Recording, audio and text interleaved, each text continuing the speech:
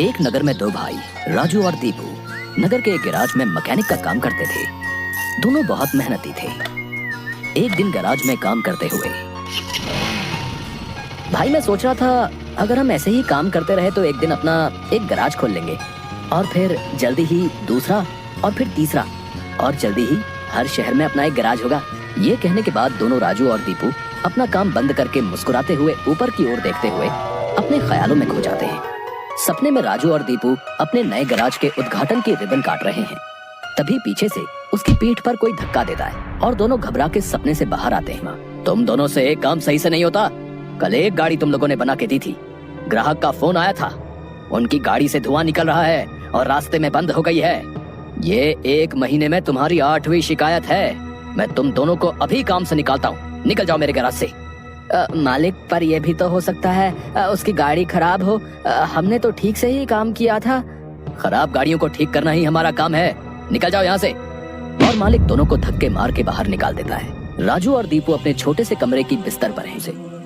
भाई, हम हर जगह मन लगा के काम करते हैं, फिर भी हमें हर जगह से निकाल दिया जाता है। किसी को हमारी कद्र ही नहीं।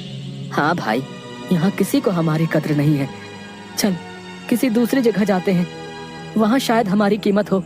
भाई, पर हम वहाँ करेंगे क्या? याद है माँ कहती थी कि भगवान का नाम लेने से सब मिल जाता है। हाँ, चल सामान बांध, अब हम यही करेंगे। भगवान का नाम लेंगे और पैसे कमाएंगे।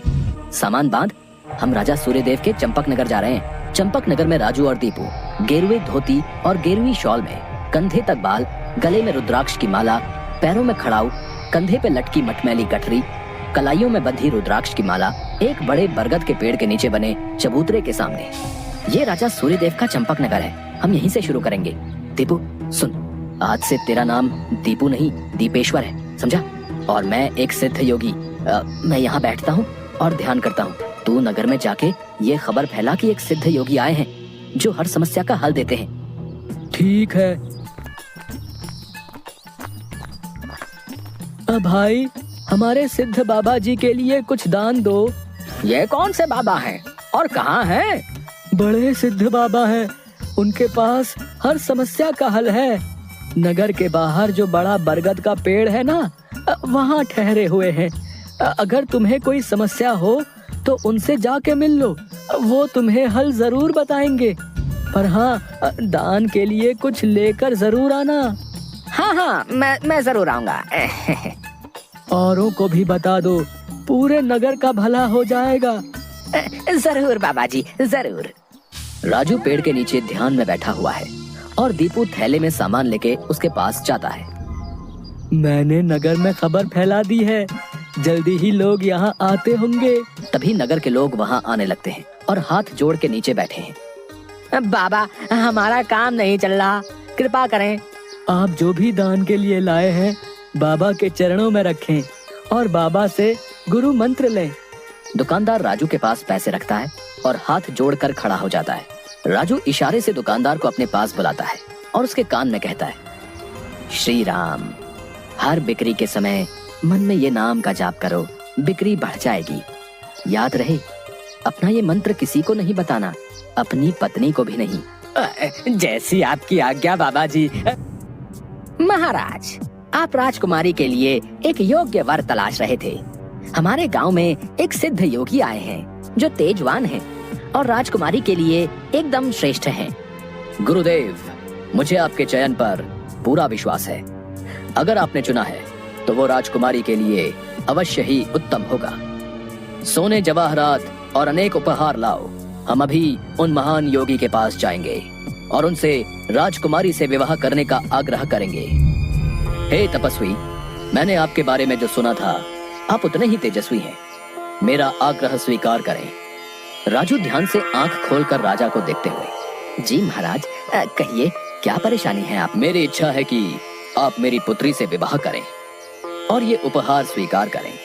राजू काफी देर तक उपहार में लाए सोने चांदी और अनेक वस्त्र और उपहारों को देखता है, फिर राजा की ओर मुड़ता है। महाराज, मैं तो एक सन्यासी हूँ, मुझे इन सब से क्या लेना? मुझे क्षमा करें, मैं आपकी बात नहीं मान सकता। दीपू चौंकते हुए राजू को देखता है। मैंने जो सुना था, आप उससे भी महान हैं। मुझे क्षमा करें यदि मैंने आपका अनादर किया हो। आप जब तक यहाँ हैं, मैं कोशिश करूंगा आपको कोई दिक्कत ना हो। और राजा सूर्यदेव को प्रणाम करके वापस चले जाते हैं।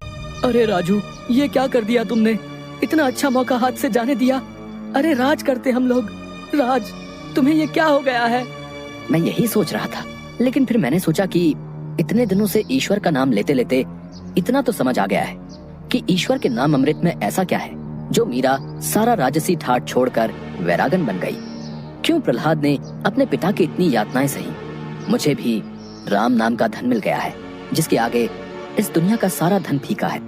मुझे ये सब नहीं पता। हम यहाँ पैसे कमाने आए थे, ना कि साधु बनने। मैं चला, मैं अकेले ही सब संभाल लूंगा। तुम्हें जो ठीक लगे करो, पर अगर किसी मुसीबत में फंस जाओ, पूरी श्रद्धा से ईश्वर का नाम लेना, तुम्हारी मुसीबत दूर हो जाएगी। दीपू अपनी पोटली उठा के गाँव में चल देता है। क्यों भाई, कैसा चल रहा है? हाँ भाई, सब बढ़िया है और अब घर में सुख शांति भी है। ये भी बेवकूफ बन गया। राजू है तो चालाक।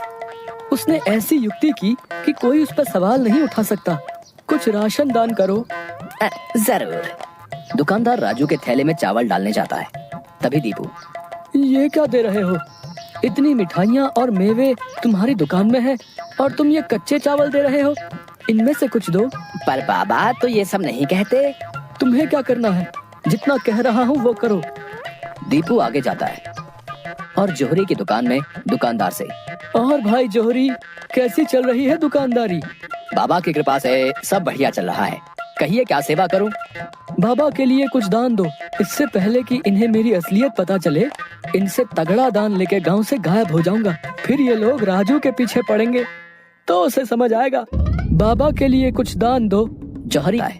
अरे ये क्या भीख दे रहे हो? बाबा की कृपा से तुम्हारी दुकान चल रही है।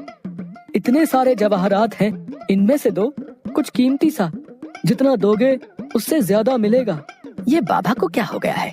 कोई नहीं, बाबा को देने से मेरा क्या घटेगा। जौहरी एक सोने की हार दीपू को दे देता है। ये लीजिए बाबा। अच्छा धन बटोर लिया है मैंने। इससे काफी दिनों तक काम चल जाएगा। बड़ी भूख लग गई है, कुछ मिठाइयाँ खा लूं। दीपू एक पेड़ के नीचे बैठ के मिठाइयाँ खाने लगता है। तभी वहाँ 4 डाकू, चेहरे पे नकाब, काले कपड़े और हाथ में छुरी लेकर आ जाते हैं। जो कुछ भी है वो हमें दे दो, नहीं तो हम तुम्हें मार डालेंगे। दीपू डर से अपनी पोटली उन्हें दे देता है। तभी डाकुओं के सरदार का नकाब खुल जाता है। दीपू उसे देख लेता है। अब तुझे मरना होगा क्योंकि तूने मेरा चेहरा देख लिया है। हे भगवान, ये क्या हो रहा है? कैसे बचूं इनसे? भागने की कोशिश की तो ये लोग पकड़ लेंगे। क्या करूं? तभी उसे राजू की बात याद आती है। अगर किसी मुसीबत में फंस जाओ, पूरी श्रद्धा से ईश्वर का नाम लेना, तुम्हारी मुसीबत दूर हो जाएगी। हे नारायण मेरी रक्षा करो, हे नारायण मेरी रक्षा करो। डाकू का सरदार दीपू को उठाकर, सुन, राजा के सिपाही हमारी ओर आ रहे हैं, इसलिए तुझे छोड़ रहे हैं। अगर तूने किसी को हमारे बारे में बताने की कोशिश की तो तुझे जिंदा नहीं छोड़ेंगे। ये ले अपनी पोटली। डाकू भाग जाते हैं। दीपू सामने से सिपाहियों को आते देख मन में, हे नारायण, मुझसे भूल हुई जो मैं राजू की बात को समझ नहीं पाया। मैं राजू के पास वापस जा रहा हूँ और उसके साथ रहकर आपके ध्यान में अपना जीवन बिताऊंगा। मुझे माफ कर दो राजू। मैं ईश्वर के नाम की महिमा को नहीं समझ पाया, पर अब मैं समझ गया हूँ और तुम्हारे साथ ईश्वर के नाम का धन कमाना चाहता हूँ। राजू दीपू को गले से लगाता है